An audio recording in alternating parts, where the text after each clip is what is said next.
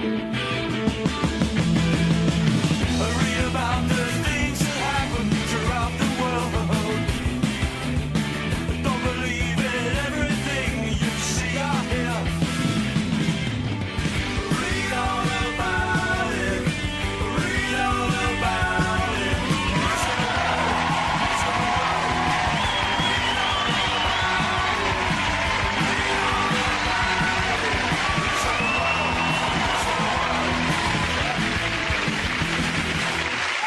Hello and welcome to Mock the Week. I'm Dara Breen. Joining me this week are Andy Parsons, Jared Christmas and Russell Howard, Jack Whitehall, Hugh Dennis and Nick Rabinowitz.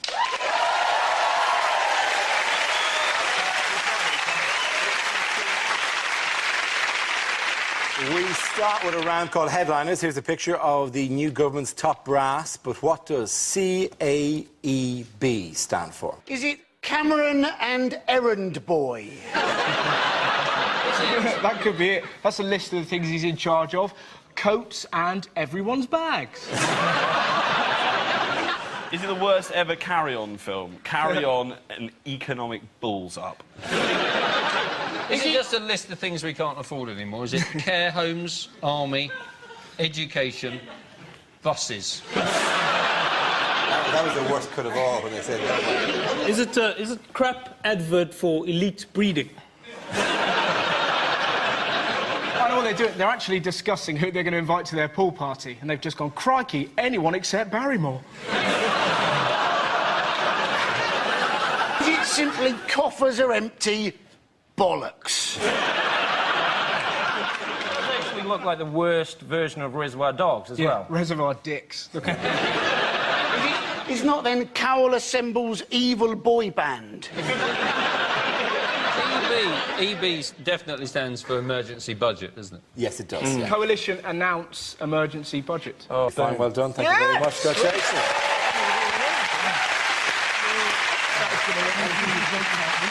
Yes, the answer I was looking for was Coalition announces emergency budget. This is a story that Chancellor George Osborne has announced the coalition government's first budget with the biggest package of tax increases and spending cuts in a generation. Osborne's tough budget included a VAT rise to 20% with public spending and welfare cuts to be detailed in the autumn.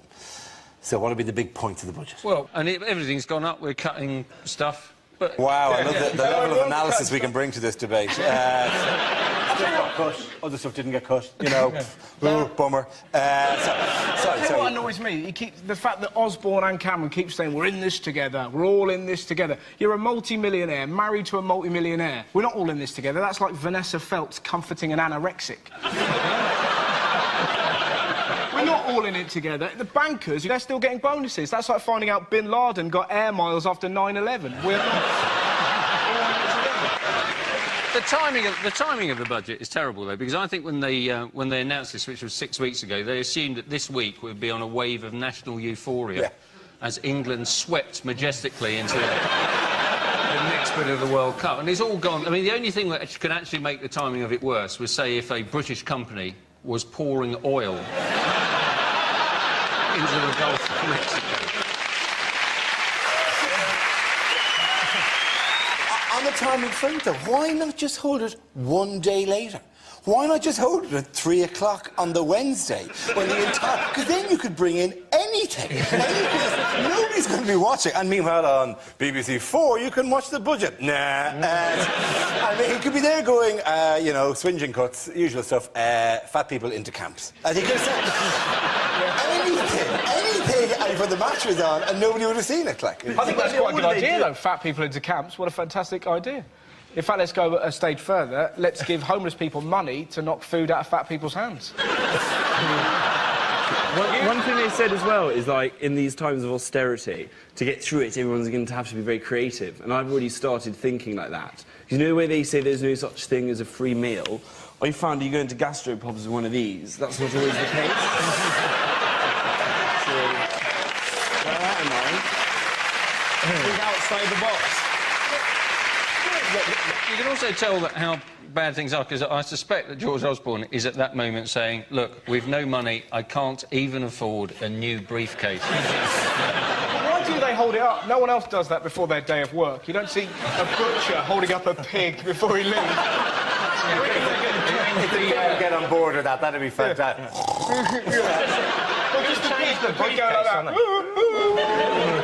He was basically asking the public, where are the cuts going to come? He wanted to know from the public. And you're thinking, he's only been in the job for a month and he's already run out of ideas. You know, it's not our job to tell him how to do his job. That's not why we didn't actually elect him.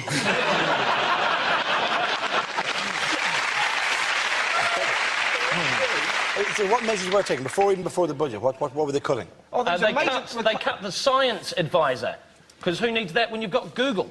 The thing that they've actually cut is, and which is terrible, really, they're taking 25% of every government department. But the stupid things they've cut the visitor centre at Stonehenge, which is bad, because honestly, that's going to piss off the Druids.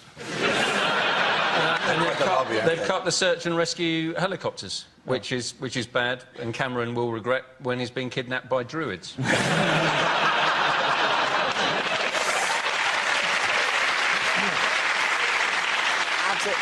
The Stonehenge was going to cost 25 million. I've been to Stonehenge. I've seen Stonehenge. I don't think it really merited a 25 million pound. You can walk it in 3.5 minutes. I think a leaflet would do the job very well. Leaflets are very quick to publish, and they don't cost 25 million. Hand out one of them. You're around 3 minutes. You're back onto the road crossing. The visitor centre, they were going to spend 25 million pounds demolishing it and then building another one further away from the stones. Move the stones. You can move them. These days, our technology can move them in no time. You Get can move some them Welsh dudes with tree trunks and then roll them down the hill. That's what they did in the first place. Can I tell you, actually, our president is a Druid. That Jacob Zuma, is that... He actually made a whole corruption trial disappear before he was elected.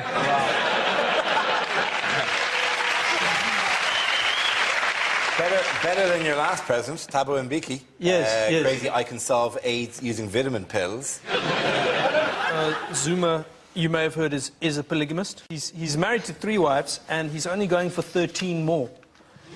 Yep, it's official. He's going to finish on 16 because he misunderstood the priest at his first wedding, who said to him, 4 better, 4 worse, 4 richer. They keep blaming Labour. The reason why it's going to be so tough is because of Labour. They're like an evil stepdad, aren't they? Gordon wasn't like that. Gordon isn't here anymore. Kill your cattle, there'll be nothing for dinner. George Osborne's nickname is apparently Boy George. Yeah. And in the House of Commons, that's what they call him. And it's funny, because every time I look at him, you know, I do think, yes, George, I do really, really want to hurt you.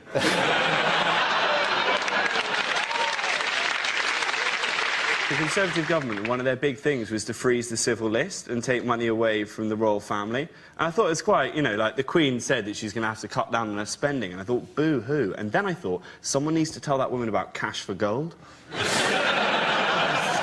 An envelope, her in the tower, ramming a crown into an envelope. Like, get another jiffy!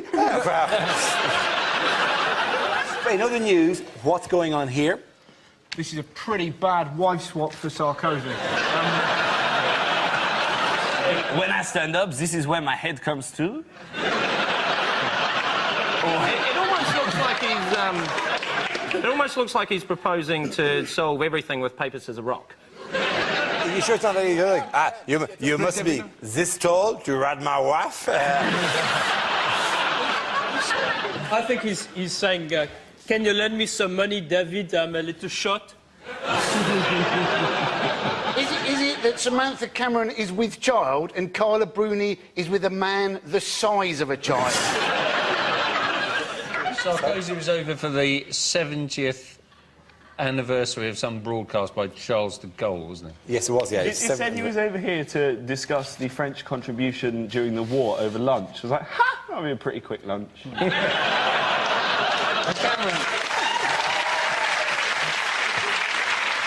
Yes, it was the 70th anniversary of Charles de Gaulle making a radio broadcast to, initiate the French resistance, basically. Cameron presented him with a commemorative box set of Allo Allo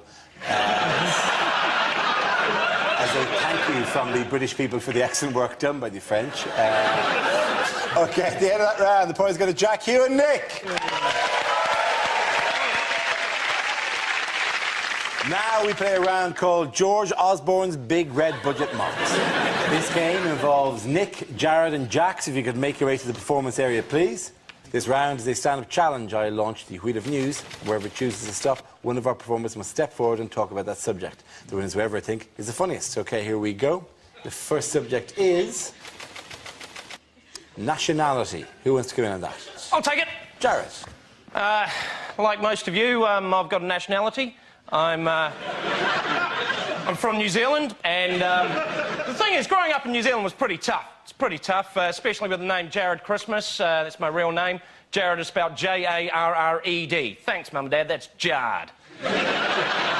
Cheers for the double whammy of Christmas as well. Woo! High school was a treat. For a whole year, I had a teacher. Whenever she was calling the register in the morning, I was never allowed to go, "Hi, hello, I'm here, good to see you." No, every morning it was Anders, present, Brown, present, Christmas.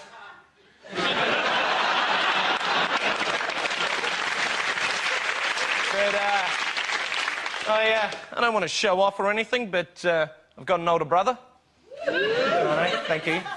And he's in the New Zealand Army. It's just him. And now you're laughing because you're thinking, New Zealand got an army. What was the last conflict they were involved in? Lord of the Rings. That's what they did. Well done, Jared. Thank you very much. OK, we'll spin the wheel again. The subject is South Africa.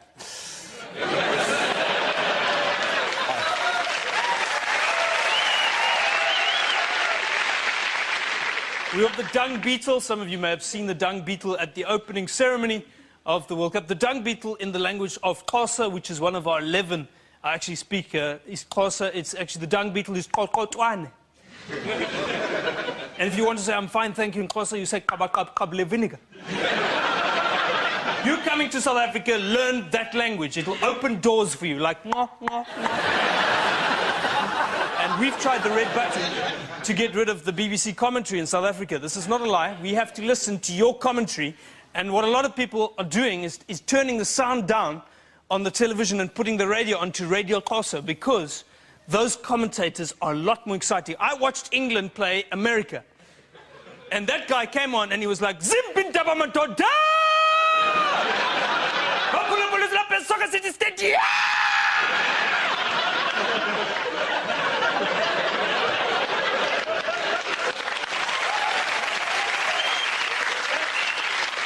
That was just the beginning, and then he came on and said, "Some people call him the ref started a game.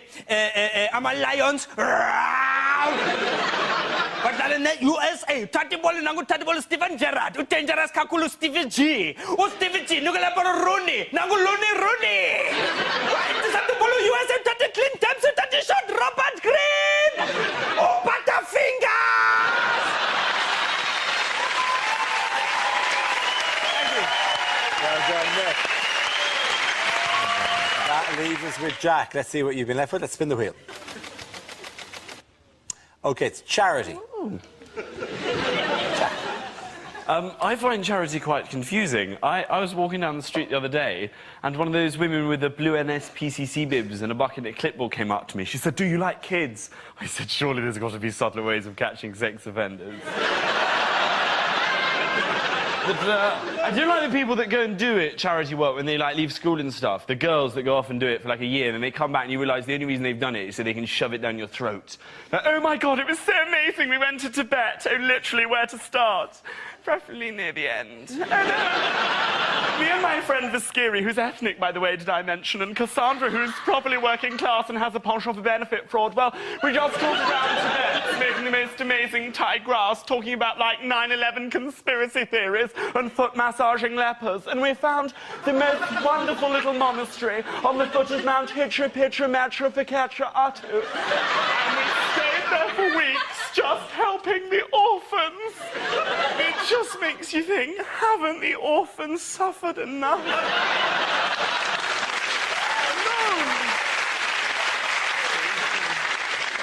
I did it, though. I did a bit of charity work once. On my gap year, I went and did a little bit of volunteer work in a special needs school for children, and just playing games with them, football, tennis, and it does genuinely make you feel really good inside, because you always win. Well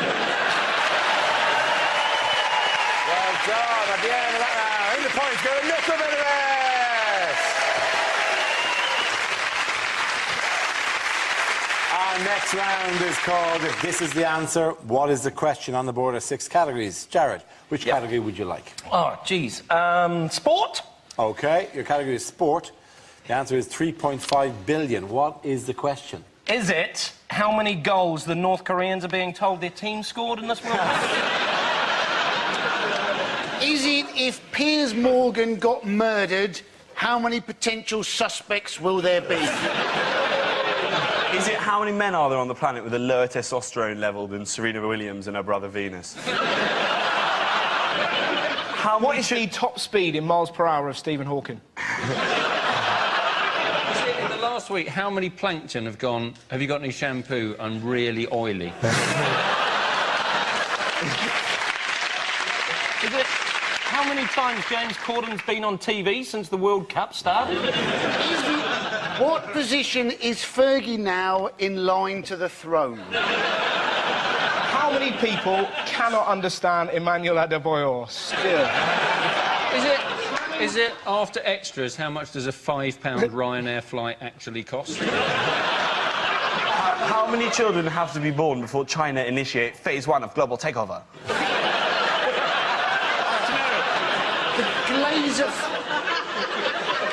The Glazer family have consolidated all their debts into what easy monthly payment? Is it how many times will this episode of Mock the Week be shown on Dave?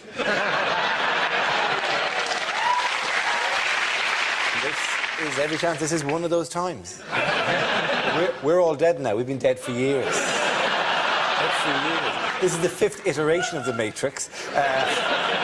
Still they show it to placate the batteries. I'm going to have to move to the correct answer. Is it how much the World Cup is going to cost South Africa? That's very right. Well done. Thank you very much, Jack. That's it. Yes, the question I was looking for was, what is the World Cup going to cost South Africa? Yes, that's right, the World Cup in South Africa is going to leave the country with a bill of $3.5 billion. The original estimate had been $300 million, which wouldn't even eventually have covered the cost of rebuilding the Soccer City Stadium, where the final will be held on July the 11th. Now, there's an awkward thing about this, right, because we record this show on a Tuesday, England play on a Wednesday, it goes out on a Thursday, which makes it as difficult, to quite gauge the national mood 2 days in advance. We could get it right, we get it wrong. We're in sort of time paradox here at this stage. There's danger if we incorrectly predict the result and then we're either massively out of step or correct, and it could be like Terminator or something, or Back to the Future, and we will end up accidentally, maybe sleeping with our own grandmothers, or worse yet, going back and finding out that John Terry has already slept with our grandmothers, and it makes it enormously difficult to do. So, within that unusual context, are you happy with how South Africa's been perceived around the world now? Yes, yeah, I mean, I think everybody's taken to the Vuvuzela. 50,000 of them have sold here. Yeah, we love it. We're loving the Vuvuzela. You've played a blinder there, if I can just say on behalf of the world, well done on the Vuvuzela. There are positive aspects. There are... This is quite interesting, right? Nick, you give it a blow quickly. Hey? The Vuvuzela. Hey, okay. Right, now, Dara sounds like a sickly Lurpak man. Go on.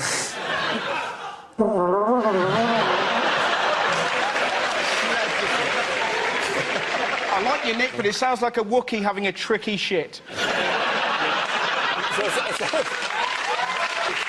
This noise, I'm sorry, I can't do it. You do it, right? One more time. Yeah, one more time. Should be followed by a hand solo going, ooh, give it a couple of minutes there. Oh, nice. Millennium Falcon toilets just for a second or two, Luke. Whoa. There are positive aspects to the Vuvuzela, because people all over the world now realise how appalling it is to give a child a toy trumpet for Christmas. My mate Dave reckons, direct quote from my mate Dave, you know them Vuvuzelas? They're so loud they can kill a monkey. Is that true? No, it's not. It's not true. Wouldn't that be an amazing episode of Springwatch? But I tell you what should. I'll tell you what could actually kill them is the Tutuzela. Have you heard of that? What do you mean by Tutuzela? The Tutuzela is a reference to Bishop Desmond Tutu. It's a much higher pitch. If you listen to him when he came on, he, what do you wonderful occasion, and that actually, and then he made a speech afterwards. He said, "What I want to say, let us not forget. Let us not forget." I just forgot. That was incredible. Please stop. You're scaring me. The reason for keeping the vuvuzelas as well is great. South Africans come out like, we're keeping the vuvuzelas because it's South African tradition. It's like, yeah, just because something's a tradition in South Africa, it doesn't necessarily mean it's going to be that popular with the rest of the world. It's actually an ancient South African tradition. Goes back to 74. It's also very confusing to the English upper class, because somebody blows it and they go, "Oh, someone's seen a fox." Horses constantly going. Andy. They've actually banned the vuvuzela from Wimbledon. And you're thinking, that is the one place where you would love to hear it, wouldn't you? Yeah. Imagine that on match point. It would be absolutely fantastic, wouldn't it? Yeah. You know, it's like, it would be strawberries and cream. There would be uproar. Well, it's Wimbledon. I say uproar. There would be heavy tutting and some people going, shame. You feel so sorry for Wimbledon in a World Cup year, because Wimbledon becomes the ginger stepson, doesn't it? Daddy, notice me, Daddy. Shut up, Wimbledon. Football's sleeping. There you go. My highlight, I enjoyed the opening ceremony. What me and my mate like to do, right, is we always predict who we think is going to be player of the tournament. And I sent him a text that said, my tip is Messi. He sent one back that went, well, stop playing with it then. We had that intruder come into the... Oh, that was exciting. He said that he went in there and told the England team they were disgraced. This is a bloke who was a mortgage advisor who lived in South East London and supported Manchester United.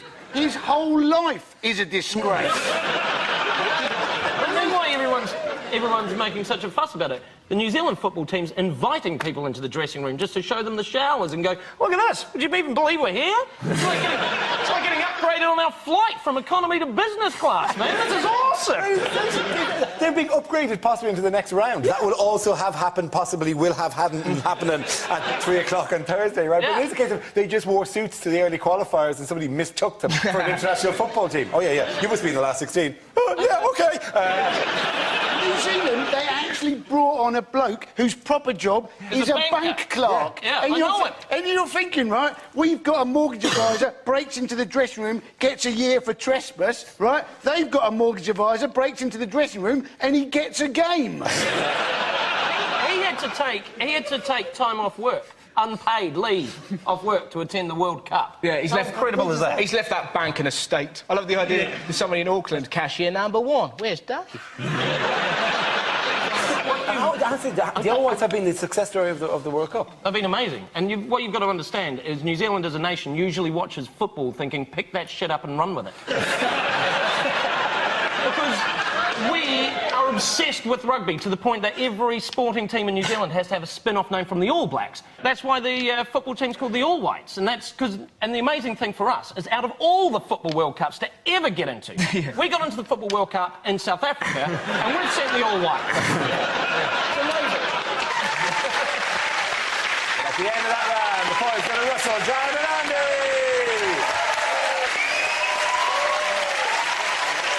Okay, now we come to scenes we'd like to see. So if everyone can make their way over to the performance area, please. I'll read out this week's topics and then we'll see what our panelists can come up with. Okay, here we go. The first subject is unlikely lines to read in the Bible. The characters in this book are entirely fictitious. And Samson said, Lord, why have you given me all my strength in my hair? And the Lord replied, because you're worth it.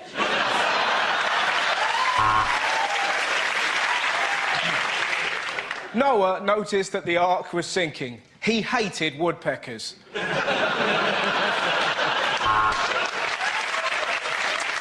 And Mary and Joseph were turned away from the inn, for there was no room. But then a wise man came along, whose name was Lenny of Henry. And there was plenty of room at his inn, for it was a premier inn.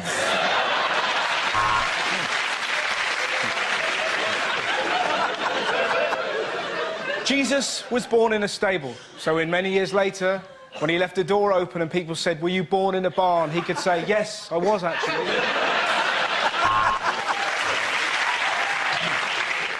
And then a trumpet brought down the walls of Jericho. It was Joshua with his bloody vuvuzela! And Moses arrived with the commandments. Got some bad news for Dave the ox lover. The Last Supper was a disaster. We're never going to Nando's again, lads. In the courtyard, Jesus came across a man who couldn't walk. "Brother," he said, "have you been involved in an accident that wasn't your fault?" And it rained for 40 days and 40 nights, which was a surprise because the Met Office had predicted a barbecue summer. Adam and Eve had two sons who could not work together. Their names were Lampard and Gerrard.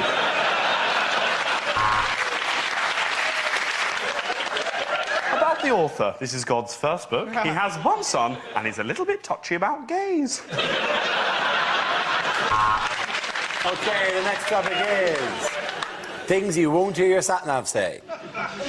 Don't be angry, but while you were getting petrol, I shagged your iPod.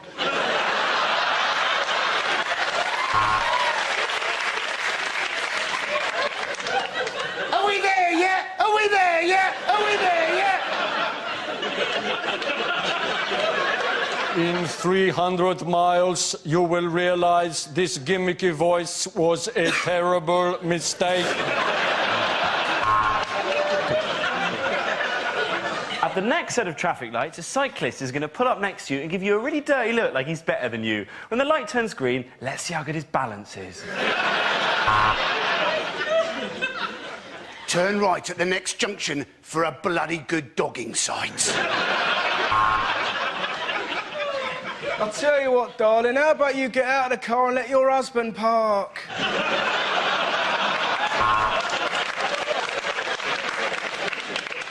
Turn right. Wrong. I didn't say sat-nav says.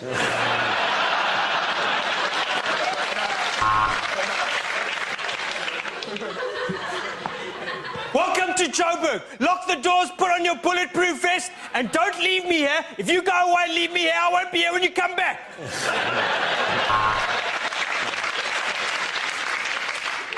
Bear left, and over to the right, squirrel! Oh, you just turned me on.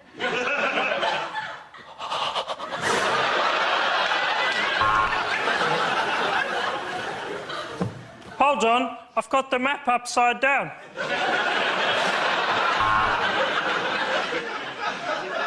Left.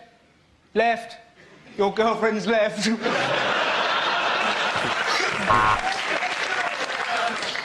Next dinner party, you drink and I'll drive.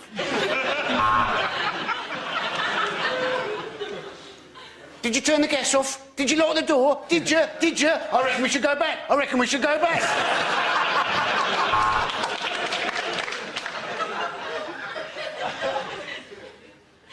Where the fuck are we? Boys, David Russell, Jared and Andy!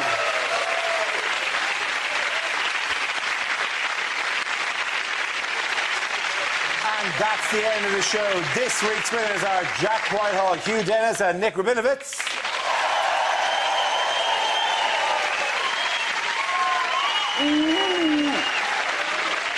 Commiserations to Andy Parsons, Jared Christmas and Russell Howard. Thank you for watching. I'm Darrell Breen. Good night.